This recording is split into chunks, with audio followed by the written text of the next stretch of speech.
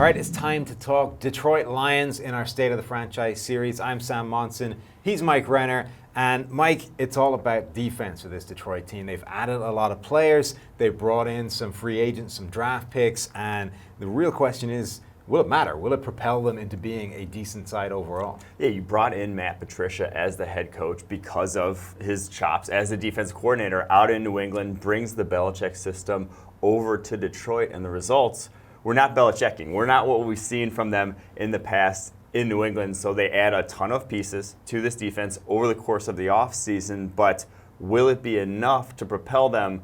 There's still a lot of question marks going forward. Yeah, Trey Flowers was their big marquee signing this offseason.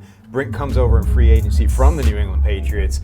He's been one of their best players on defense for a number of years. Great run defender, great as a pass rusher as well, but he's really the only source of pass rush on this defense. You know, a little bit from Deshaun Hand, who was a surprise player for them, but that extra source of pass rush, the other edge defender in particular, opposite Trey Flowers, is a big question mark for them still. Yeah, Trey Flowers is only one guy. You know, he brings a lot more to the table, 60-plus pressures the last couple seasons. I think he's going to be a pretty sure bet to replicate that again, but you had Romeo Okwara there and Devon Kennard, second and third worst pass rushing grades of all edges, all starting edges in the NFL. So it came from one of the, probably the worst edge situation in the NFL to now getting better, but you're still not, this still isn't a plus pass rush by any means. I think that's still going to be an issue for them, and especially when you combine just a meh sort of pass rush with the big question marks at the number 2 cornerback position. You brought in Justin Coleman. He can handle the slot. I have no worries about him.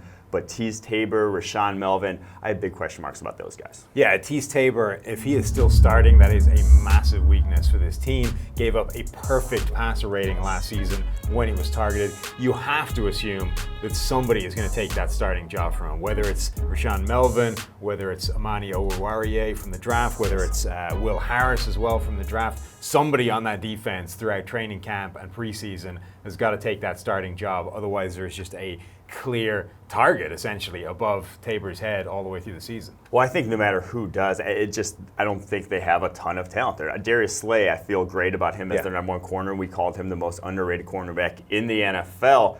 He can go, track the ones, and he will in that defense. But again, the number 2 cornerback position is still a very important position. It can be targeted and targeted heavily, as we saw last year when Teez Tabor was there. Rashaan Melvin, there's a reason why even Oakland, wasn't willing to re-sign him over the course of this offseason. Reason why he's kind of bounced around the NFL in his handful of years there. Last season had a 56.3 coverage grade, just hasn't gotten it done on a consistent basis. So that number 2 cornerback position, the number 2 edge position, to me, the big question marks. How are they going to create pass rush? It might have to be a lot of blitzing, might have to be Jelani Tabai coming off and Jarrad Davis coming off in that sort of second level. And then on offense, the obvious question is there's definitely talent with the receivers, there's talent in the backfield, the offensive line should be solid.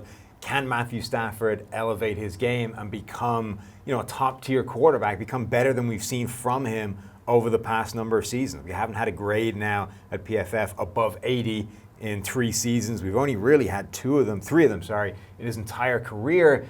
For a guy getting paid what he's getting paid and with the weaponry around him, he needs to be better than that. Yeah, will Darrell Bevell, the new offensive coordinator there in Detroit, sort of go back to the old Stafford that we saw when he was at his peak in the early, 5-6 years ago when he was slinging it more down the field. He really turned into he was bottom 5 the past couple of years in terms of average depth of target. They sort of neutered him in that offense. Not the Matt Stafford we thought we'd see coming out of Georgia, who was slinging the ball, had the big arm, wanted to throw it down the field. That's not the Matt Stafford we've seen in recent years. Can you get back to that guy is the big question. Yeah, and if you look at just his targets last season that were 15 or more yards downfield, you got that PFF grade above 90. You saw a really good Matthew Stafford. That's what he's good at. That's what they need to get him doing more of. That's your State of the Franchise for the Detroit Lions. Make sure you check out all the rest of this series on our YouTube channel.